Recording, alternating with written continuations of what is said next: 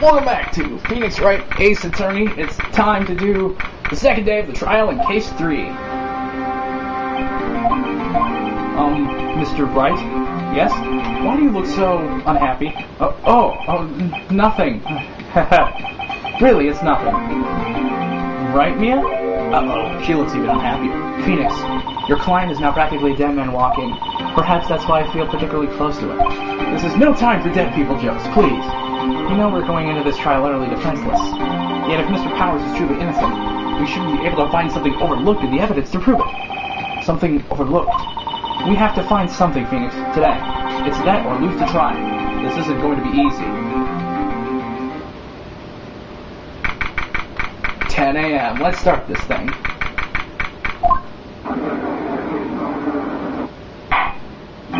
The court is now in session for the trial of Mr. Will Powers. The prosecution is ready, Your Honor. The defense is ready, Your Honor. Very well. Mr. Edgeworth, your opening statement, please. An unexpected fact has come to the attention of the court. Yesterday we learned that there were other people present at the studios. Today I would like to show evidence proving that they had nothing to do with the murder. Very well. You may call your first witness, Mr. Edgeworth. I wonder if that producer is going to come out. The prosecution calls Mr. Salmonella to the stand. Or that director. Will the witness state his name and profession? How rude can you get? You don't know me? I'm the director. I make the steel sound right, noob. Who's Salmonella? I'm a director of television. Love that. Were you at Global Studios on the day of the murder? Yes, Your Honor. Very well. Please testify to the court about the events of that day. Phoenix, let's start by picking this testimony apart. If Powers is innocent, you know what that means. Someone in the trailer on that day did it. Right. She doesn't waste any time putting on the pressure.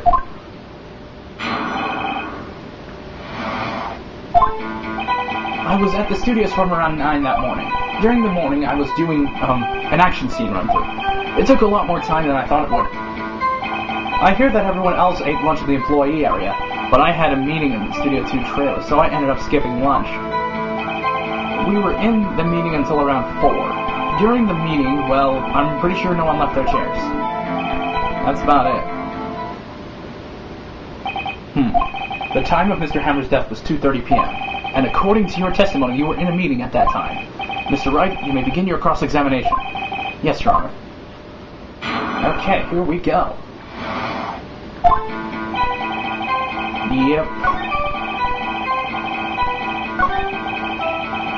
Yep.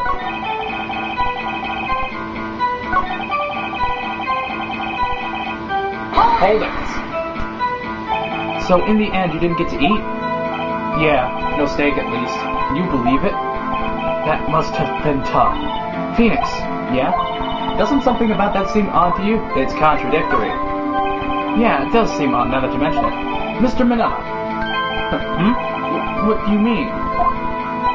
When I went to that trailer, I saw something on the table. There were 2 plates on the table, the same kind of plates as in the employee area. Who ate lunch there? No, good call. I was embarrassed, so I didn't mention it. But I did eat after all. A T-bone steak, you mean? Yeah, well, I mean, the assistant went through all that trouble. I brought it to the trailer, thinking I could eat it later. Clearly a man who likes to eat. I'd suspected as much. So when exactly did you eat it? We took 1 break during that meeting. I wolfed it down then. A mental image I will carry with me to my grave. Wait a second. If they took a break in that meeting, that contradicts his testimony. I'll press on that one a bit more. Yep. Press! You didn't take a single break? Well, yeah, not a one. What's he sweating so much about, I wonder? If only I had an idea. Wait a second. Maybe I do have an idea. Press harder. Wait a second. Mr. Manila, you've just contradicted yourself. Didn't you just tell the court you ate that T-bone steak during a break? Well, Mr. Manila, what's this all about? Well, yeah, I guess we did take a little break. Phoenix, great job. If they took a break, one of them could have gone to the studio during that time. Your Honor, I call on the witness to testify to the court about this break. Very well. Mr. Manila, your testimony, please. laughing. Yeah, for what it's worth, we took a break. But it was only 15 minutes. 15! That's only 13 in base 12!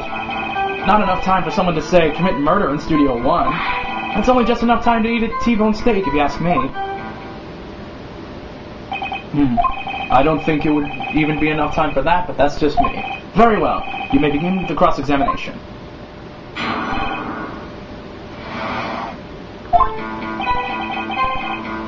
Hold it. Press the very first point. What time exactly did you take this break? I'd say it was from around 2:30 or so until 2:45. 2:30. That's the time of death. So he could have gone to Studio 1, killed Hammer, and come back. I guess it's possible time-wise. But it was only 15 minutes. What were you doing for those 15 minutes? Eating my T-bone steak. What else? There were 2 plates on the trailer table. Oh, right. The other one was D Vasquez's plate. D Vasquez, the producer. To eat a T-bone steak in 15 minutes, that's quite a feat. Not enough time for someone to say commit murder in Studio 1. Why is that? Objection!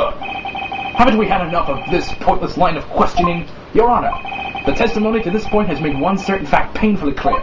The people in the trailer had nothing to do with this murder. It was impossible for any of them to go to Studio 1. What? Something wrong, Mr. Wright? Surely you aren't suggesting one of the people in the trailer went to Studio 1? Well, Mr. Wright? Phoenix, this is critical. Think about it before you give your answer. Do you claim someone from the trailer went to Studio 1? You have to agree that it is impossible. I don't want to write off so many possible suspects, but I can't keep claiming the impossible either. I agree that it was impossible for anyone in the trailer to go to the studio in that time. Ha ha! I thought you might be thoughtlessly treading on thin ice again, but I see you had at least an inkling of the truth.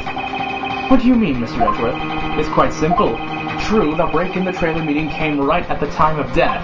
However, the path from there to the scene of the crime was blocked. The fallen Mrs. Monkeyhead barred the way. At around 2:15, a strong gust of wind knocked off the studio mascot's head. Ergo, when the people in the trailer took a break at 2:30, the way to the studio was blocked. Blocked by Mrs. Monkey's severed head. It's actually Mr. Monkey, but Edgeworth has a point, and somehow I feel no desire to correct him. I believe we have seen enough evidence.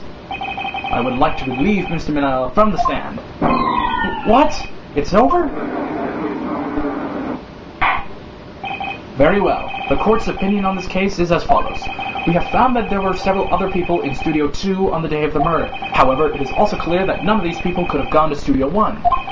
They therefore have no relation to this case. Furthermore, with regards to the photo of the Steel Samurai, given the size of the costume, no one other than Mr. Powers could have worn it that day. All that it is lacking is decisive evidence that he is the one who did it. If we had that, I'm afraid I would have to find Mr. Powers guilty.